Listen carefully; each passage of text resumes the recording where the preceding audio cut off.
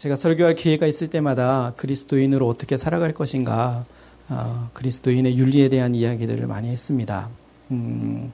말씀을 준비하면서 늘 부담을 가지고 준비했던 말씀이고, 또 그렇게 하면서 정말 이렇게 살아갈 수 있을까, 나도 그렇고 우리 모두가 그런 삶을 살아야 되는데 라는 그런 부담감이 있습니다. 그러면서 오늘 말씀을 준비하면서 오늘은 우리가 믿고 있는 하나님, 우리가 섬기고 있는 하나님이 어떠한 하나님이신지에 대해서 좀 나누고, 그 하나님으로 인해서 우리가 위로를 얻고 또 그 하나님 때문에 우리가 그렇게 살아갈 수 있다라는 것을 우리가 생각해 보면 좋겠다 마음으로 오늘 말씀을 준비했습니다. 말씀 제목이 긍휼히 여기시는 하나님이시죠. 이 말씀을 통해서 큰 위로와 힘을 얻으시면 참 좋겠습니다. 힘을 얻으시길 바랍니다. 네. 아들을 위한 애가라는 책이 있습니다. 뮌헨에서 공부하던 아들이 알프스 등반길에 사고를 당해 먼저 하늘나라로 보내야 했던 한 아버지의 이야기를 담고 있는 책입니다. 통곡의 벤치에서 울고 있는 아들과 함께라는 서문으로 시작되는 이 책에 그는 아들의 죽음에 대해 이렇게 기록했습니다. 나는 아들의 죽음을 거두기 위해 대서양을 건너가야 했다. 이 잔인한 의무, 참으로 잘못된 일이다. 자식이 부모를 앞서 먼저 죽는다는 것은 정말 말도 안 되는 일이다. 자식으로서 부모를 먼저 묻는 것만도 참으로 쉽지 않은 일인 것을.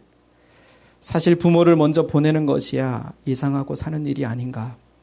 부모는 우리의 과거이지만 자식은 우리의 미래인 것을.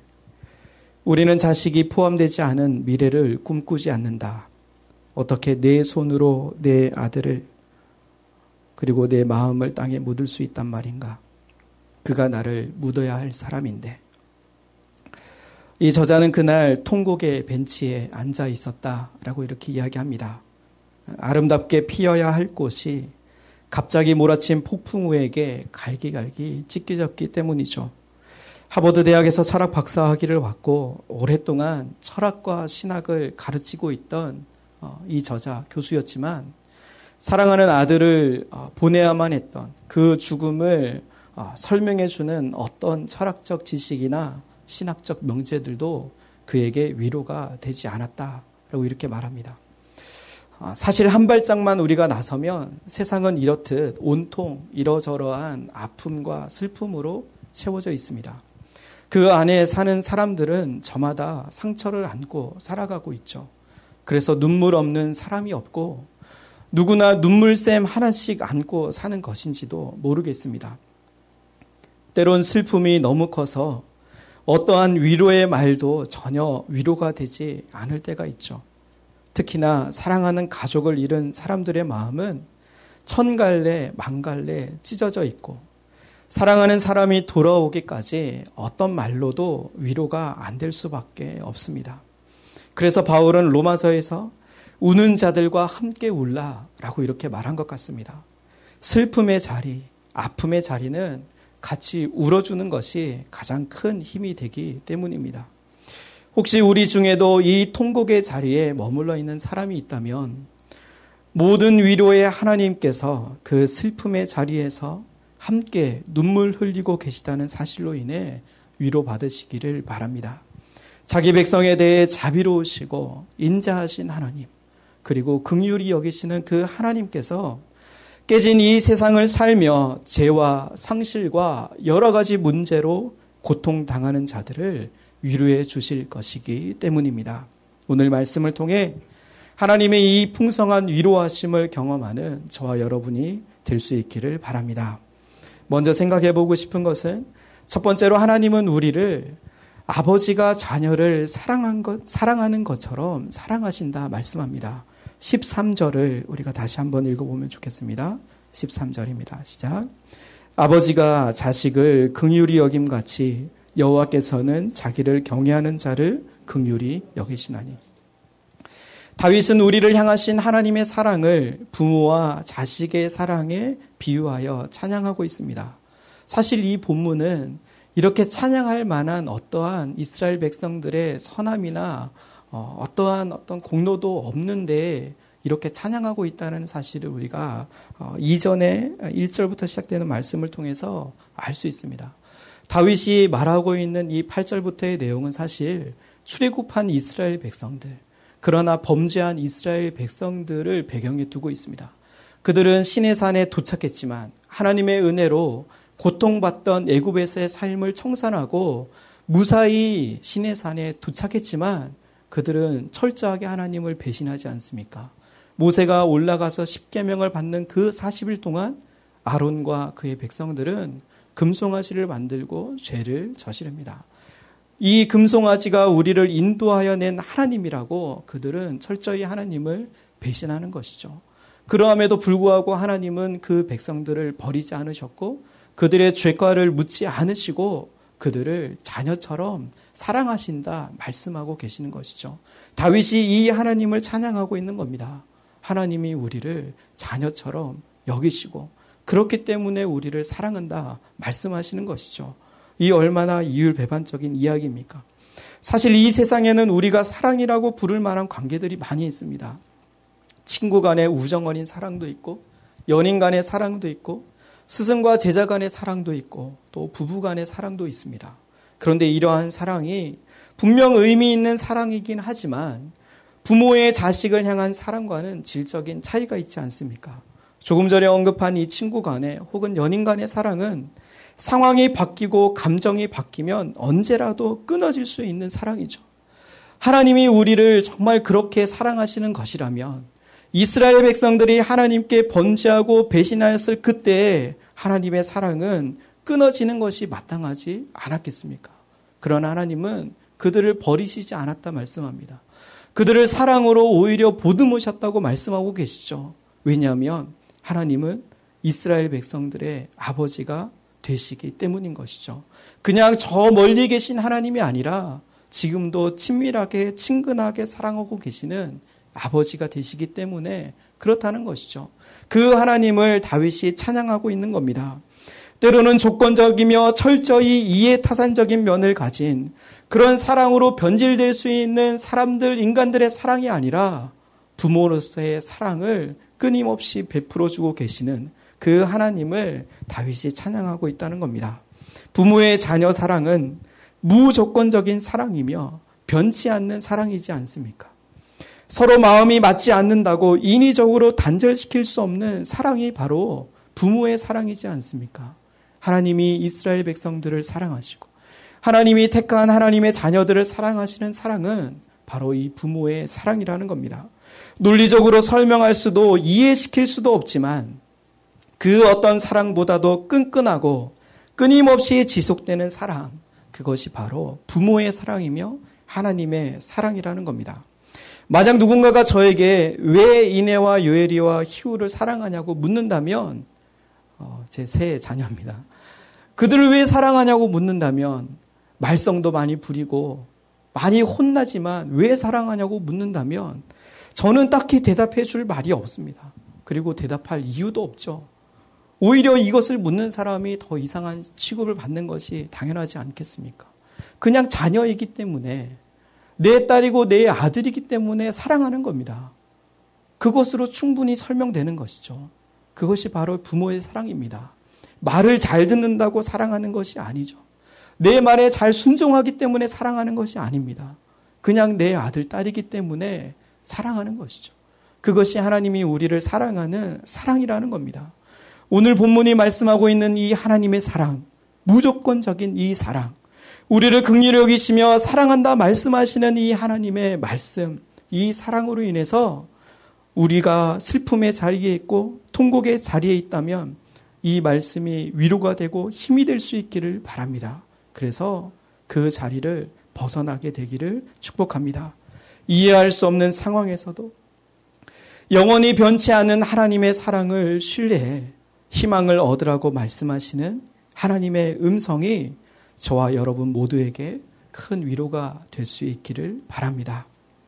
혹시라도, 정말 혹시라도 큰 어려움 때문에 우리의 감정이나 이성의 차원에서는 도저히 이 사실이 납득이 되지 않는다며 하나님의 사랑의 의문을 품을 수 있는 사람이 있을지도 모르겠습니다. 그러나 당부하는 것은 우리가 감정이나 이성의 차원에서 이 말씀을 보는 것이 아니라 신앙의 차원에서 하나님의 말씀을 바라보게 되기를 축복합니다. 믿음의 눈으로 하나님의 말씀을 바라보고 그 안에서 잔잔히 말씀해 주시는 하나님의 사랑을 통해 희망의 메시지를 발견해내는 그런 은혜가 있기를 바랍니다. 우리의 수많은 허물과 불신과 죄악에도 불구하고 때로는 하나님을 멀리 떠나 있었던 시간들 때문에 우리가 하나님께 나아가지 못하는 그런 안타까운 상황에도 불구하고 그저 우리를 자식처럼 불쌍히 여기시고 긍휼히 여기셔서 오늘도 사랑한다 말씀하시는 따뜻한 아버지 하나님의 음성이 굳어있고 얼어붙어 있는 우리의 딱딱한 마음을 눈 녹듯 녹아내리게 할 것이고 고통의 자리에서 우리를 일으켜 주실 힘이 될 줄 믿습니다. 그런 믿음의 고백이 저와 여러분 가운데 있기를 바랍니다. 두 번째로 생각해 보고 싶은 것은 하나님이 우리 인간의 연약함을 아시고 우리를 불쌍히 여기시고 사랑하신다. 그렇게 말씀합니다. 무조건적인 사랑을 우리에게 베풀어 주시지만 하나님은 우리의 연약함을 너무나 잘 알고 계시고 그렇기 때문에 더 우리를 잘 사랑해 주신다는 것이죠. 14절을 같이 한번 읽어보겠습니다. 14절, 15절까지 한번 읽으면 좋겠습니다. 다 같이 읽습니다.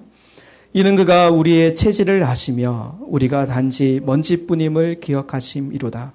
인생은 그날이 풀과 같으며 그 영화가 들의 꽃과 같도다. 우리가 단지 먼지뿐이라는 이 표현은 의심의 여지 없이 창세기 2장의 창조, 인간을 창조하신 이 기사를 염두에 둔 표현입니다. 창세기 2장 7절을 보면 하나님은 땅의 흙으로 인간을 창조하셨습니다. 그러나 인간이 타락한 후에 첫 번째 사람인 아담에게 이렇게 말씀하셨죠. 너는 흙이니 흙으로 돌아갈 것이니라. 이는 인간이 대단한 것 같지만 흙먼지처럼 약하고 하찮은 존재임을 깨닫게 해줍니다. 그뿐만이 아니죠. 시편은 그 다음 구절에서 이렇게 말하죠. 인생이 마치 풀과 같아서 간명한 존재이다. 인생이 마치 풀과 같아서 그 영화가 지속할 것 같지만 영원히 계속될 것 같지만 시들어버리고 사그라지는 것일 뿐이다 라고 이렇게 말씀합니다. 이 말씀이 오늘 우리에게 주는 메시지는 무엇입니까? 인간이 그처럼 연약한 존재라는 것이죠. 또한 그것을 넘어서서 인간이 그렇게 연약한 존재라는 이 사실을 하나님이 너무나 분명히 알고 계시다는 겁니다. 우리를 사랑하시는 하나님은 우리를 전혀 모른 채 감정적인 사랑을 하는 하나님이 아니라는 겁니다. 우리가 사랑할 때는 때로 그렇지 않습니까? 인격적인 사랑이 아니라 감정이 앞서는 사랑을 할 때가 많지 않습니까? 그래서 그 사람이 원하는 것을 사랑하는 것이 아니라 내가 살아가는 것을 사랑할 때가 많지 않습니까? 그러나 하나님은 그렇지 않다는 것이죠. 우리의 연약함을, 우리의 한계를 너무나 잘 알고 계실 뿐만 아니라 그렇기 때문에 우리를 더 잘 사랑하시고 우리를 긍휼히 여기시는 분이라는 겁니다. 어려운 일을 당하고 큰 슬픔에 빠지면 우리의 마음은 성난 파도와 같이 요동칠 것이 분명합니다. 무력감을 느끼고 의욕이 상실됨은 물론이고 수시로 깊은 슬픔과 불안과 두려움에 빠져서 어찌할 줄 몰라 할 때도 많습니다. 그것을 넘어서서 때로는 하나님을 향한 분노의 마음을 가질 수도 있습니다. 하나님 어떻게 나에게 이러실 수 있습니까? 내가 열심히 하나님을 섬기고 살아왔는데 몸된 교회를 위해서 열심히 충성했는데 어찌 저에게 이러실 수 있습니까? 사업에 실패할 때나 건강이 무너질 때마다 우리는 이런 애통하는 마음을 갖지 않습니까? 그래서 심지어는 하나님에 대한 믿음까지 흔들릴 수도 있는 것이죠. 그러면서 스스로 책망하게 되는 것이죠. 나의 한계를 바라보게 되고 나의 연약함을 바라보게 되고 나의 끝을 바라보게 될 때 우리가 하나님을 원망하면서도 스스로 죄책감을 가지는 것이죠. 나는 이거밖에 되지 않는가. 그러나 그런 어려움들로 자신을 책망하거나 자기 연민에 빠지지 말아야 할 이유는 하나님이 그것마저도 우리를 너무나 잘 알고 계시기 때문이라는 겁니다. 우리 모두는 연약한 인간이기 때문에 그러실 수 있다는 사실을 하나님은 너무나 잘 알고 계시다는 것이죠. 연약한 존재이기에 그런 반응을 보이는 것은 어찌 보면 너무나 당연한 일이라고 성경이 우리에게 말하고 있는 겁니다. 오히려 하나님은 그런 우리의 연약함을 이해하시고 불쌍히 여기실 것이기 때문에 우리가 큰 어려움에 직면하게 될 때 울더라도 하나님 앞에서 우는 은혜가 있기를 바랍니다. 하나님께 솔직한 의문과 불안과 두려움과 심지어 불평까지도 털어놓으면 우리의 약함을, 우리의 연약함을 너무나 잘 아시는 하나님께서 우리를 가장 잘 위로해 주실 줄 믿습니다. 시편이나 예언서를 보면 우리보다 더 믿음이 좋다고 이야기하는 믿음의 선진들도 하나님 앞에서 이렇게 자신의 연약함을 감추지 않고 거짓 경건으로 포장하지 않고 모든 의문과 불평까지 솔직하게 토로한 것을 볼 수 있죠. 하나님은 연약한 우리와 근본적으로 다르신 분이시기 때문에, 하나님은 그런 우리의 연약함을 충분히 다 감당할 수 있는 분이기 때문에 그렇게 이야기할 수 있는 것 아니겠습니까? 연약한 우리를 이해하시고 긍휼히 여겨주실 그 하나님을 신뢰하는 저와 여러분이 될 수 있기를 바랍니다. 하나님은 인간이 단지 먼지뿐임을 기억하는 분이시며 우리 중 아무도 보지 못한 애통하는 자들의 눈물과 고통의 심연을 보시는 분이라는 이 사실이 믿음으로 고백되는 은혜가 있기를 바랍니다. 의심과 의문과 두려움과 분노로 몸부림치고 있지는 않습니까? 하나님은 우리의 연약함을 이해하시고 부모가 그 자녀에게 하는 것처럼 저와 여러분을 긍휼히 여기실 것입니다. 우리의 연약함과 아픔을 아시는 하나님께 나아가 위로를 얻는 저와 여러분이 될 수 있기를 바랍니다. 마지막으로 생각해 보고 싶은 것은 하나님의 인자하심은 영원까지 이른다라는 겁니다. 하나님의 그 사랑은 잠시 이루어지는 사랑이 아니라 영원까지 이어지는 사랑이라는 것이죠. 17절과 18절을 같이 한번 읽어보겠습니다. 17절과 18절입니다. 다 같이 읽습니다. 시작. 여호와의 인자하심은 자기를 경외하는 자에게 영원부터 영원까지 이르며 그의 의는 자손의 자손에게 이르니니 곧 그의 언약을 지키고 그의 법도를 기억하여 행하는 자에게로다. 아멘. 앞에서 살펴본 것처럼 인간은 연약하고 또 유약한 존재이죠. 아무리 길게 살아도 100세를 넘기는 경우가 흔치 않습니다. 인간의 마음도 한결같지 않은 것은 육체에 한계가 있는 것과 마찬가지이죠. 그러나 하나님은 우리와 다르다 말씀하십니다. 그분은 영원하신 분이라고 우리에게 말씀하고 있습니다. 자기 백성을 향한 그분의 언약의 사랑과 의로우심도 영원하다고 말씀하고 계시는 겁니다. 이 사실이 우리에게 힘이 되는 것이고 이 사실로 인해서 우리가 하나님을 신뢰할 수 있게 되는 것이죠. 17절과 18절에 사용된 인자하심이라는 이 용어는 히브리어로 헤세드라고 이렇게 되어 있는데 이 단어가 가지는 의미는 하나님의 언약의 사랑을 일컫습니다. 하나님은 당신이 약속하신 그 약속을 잊어버리지 아니하시고 포기하지 않으신다라는 의미에서의 사랑인 겁니다. 그렇기 때문에 하나님의 인자하심을 찬양하는 우리는 하나님이 우리를 영원토록 사랑하실 것이라는 그 믿음의 고백으로 드리는 찬양인 것이죠. 헤세드는 상황이나 기분에 따라 변하는 사랑이 아니라 당신의 언약 백성에 대한 하나님의 헌신되고 충성된 사랑을 말하는 것입니다. 그렇기 때문에 이스라엘 백성들을 품으시지 않았겠습니까? 언약을 맺으셨기 때문에 큰 어려움 가운데 이끌어낸 그들이 당신을 배반한다 할지라도 끝까지 품으신 그 사랑이 바로 이 헤세드라는 겁니다.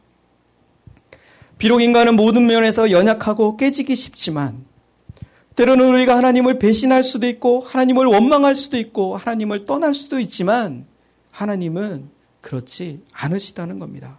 하나님은 신실하시고 그분의 사랑은 영원하다 오늘 우리에게 말씀하고 있는 겁니다. 그 영원하신 하나님과 그분의 사랑이 우리들의 소망이 되는 것이죠. 예수 그리스도의 십자가의 복음을 믿고 새 언약의 축복에 참여한 우리는 이제 과거 이스라엘 백성처럼 하나님의 언약 백성이 되었기 때문에 이 하나님의 인자하심은 우리에게도 유효한 것입니다. 우리가 지난 목사님의 말씀을 통해서 너희가 이전에는 이스라엘 밖에 있었고 하나님과 전혀 무관한 자였지만 예수 그리스도로 말미암아 이제는 약속의 백성이 되었다라고 얘기해 준 것처럼 우리가 하나님의 사랑을 받을 수 있는 이유와 근거는 바로 하나님이 우리에게 예수 그리스도를 보내시고 우리에게 그 사랑을 약속해 주셨기 때문인 것이죠. 그런 우리에게 하나님은 언제나 신실하시며 변함없는 사랑을 베풀어 주실 줄 믿습니다. 우리가 그분을 믿기만 하면, 하나님을 경외함으로 그 언약에 머물러 있기만 하면, 이전에는 이 언약 밖에 있었다가 이제는 이 언약 안에 있다는 이 사실을 믿고 우리가 그 자리에 머물러 있기만 한다면 우리는 그분의 친밀함을 경험할 뿐만 아니라, 그 사랑을 경험할 뿐만 아니라 그분의 인자하심을 언제나 누릴 수 있게 될 줄 믿습니다. 너무나 큰 어려움을 경험한 사람들은 하나님의 사랑을 의심할 수 있죠.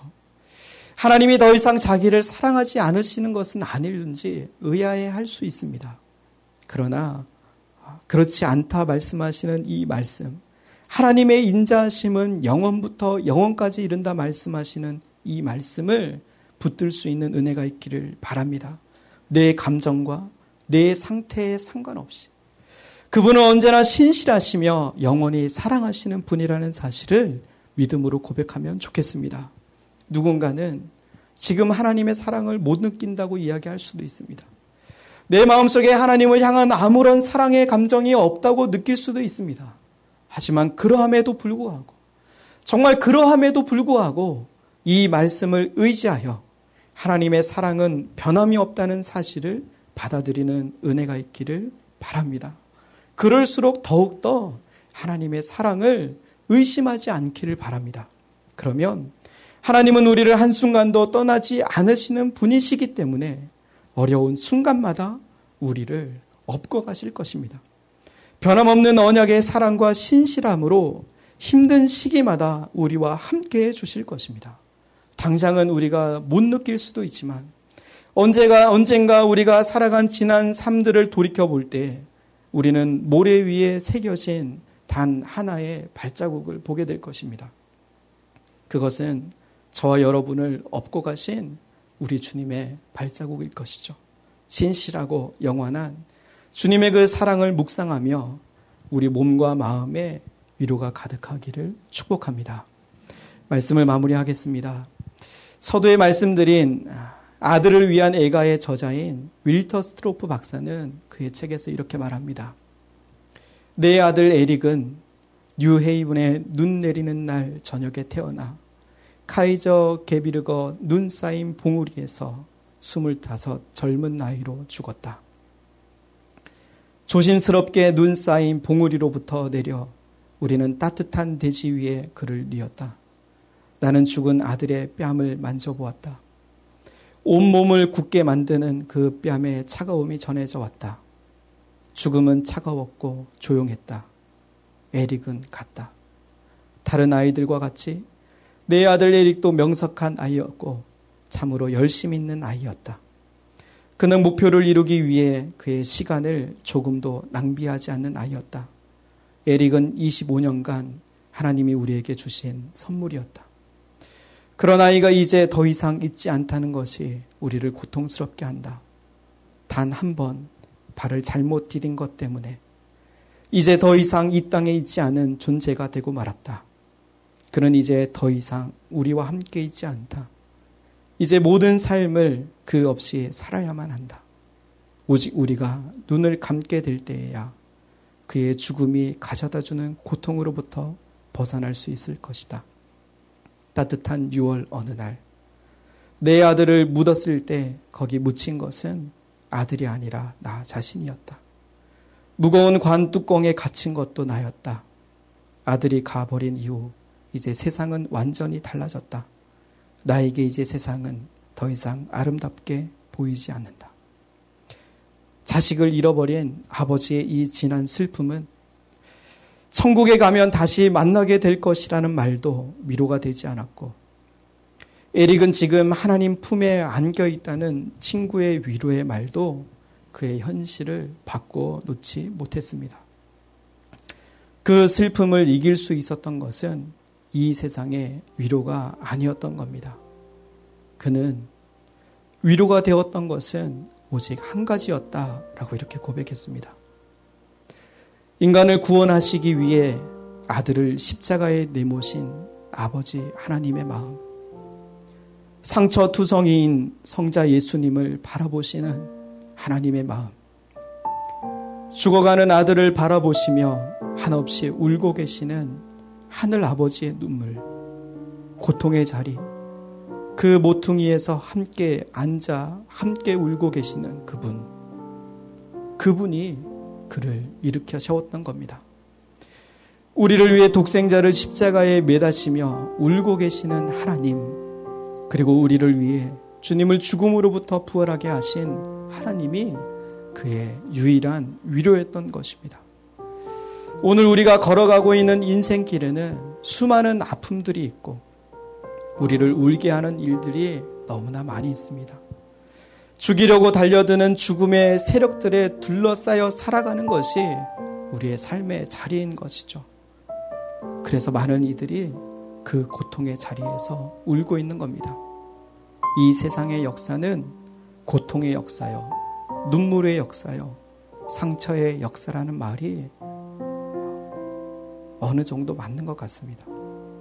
그러기에 부활하신 우리 주님의 손에는 못자국의 그 상처가 그대로 있는 것인지도 모르겠습니다. 예수님은 그 상처를 덮어버리시도 지워버리지도 않으셨습니다. 예수님은 그 상처들을 입은 채 무덤 속으로 들어가셨고 그 상처를 가지고 다시 돌아오셨던 것이죠. 그리고 그 상처와 동일한 아픔과 상처 때문에 울고 있는 우리들에게 예수님은 다가오셔서 함께 울어주시는 분이시라는 겁니다. 비록 마음이 산산조각난 상태라 하더라도 예수님을 바라보며 그 못자국을 바라보며 눈물을 흘리셨던 그 아버지 하나님의 마음을 바라보며 위로를 얻는 은혜가 있기를 바랍니다. 그리고 이 세상에서 여전히 눈물을 흘리고 있을 또 다른 상처 입은 자들에게 네가 가서 울고 있는 사람들의 손을 좀 잡아주어라 말씀하실 그 예수님의 마음을 가지고 나아가는 은혜가 있기를 바랍니다. 상처 입은 치유자로 함께 울어줄 수 있는 사람으로 그렇게 살아가는 저와 여러분이 되면 좋겠습니다.